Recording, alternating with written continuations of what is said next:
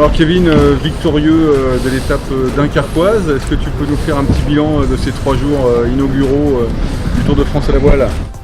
Ouais, bah écoute, déjà on a remporté le raid avec une composition totalement différente de celle d'aujourd'hui. Et aujourd'hui on remporte aussi les parcours construits, les stades nautiques.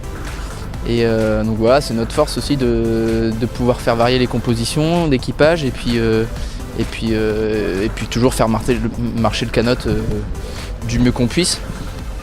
Donc là-dessus, on est vraiment content parce que parfait, c'est un truc qu'on a bossé en avant-saison et sur toutes les régates, on essayait vraiment de faire varier les compositions déjà pour récupérer, pour avoir laissé le temps de préparer les côtiers parce qu'on enchaîne du coup dès demain avec le côtier de Dieppe qui s'annonce vanté.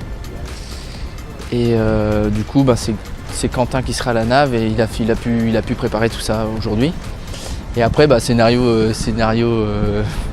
fou où on domine les manches de qualification.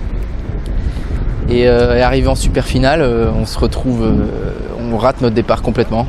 On part vraiment derrière, très très loin, et on arrive à revenir avec notre vitesse et puis des petits. Voilà, c'est vrai que c'est plus facile quand tu es derrière, il y a personne qui te gêne, donc on revenait sur le paquet de tête, et on finit par remporter sur le fil la course de super finale. Donc là voilà, c'était euphorique à bord.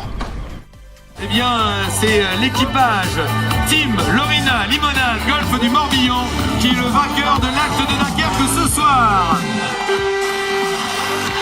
Et c'est Michel Thomazel, adjoint à la culture de la ville de Dunkerque, qui va monter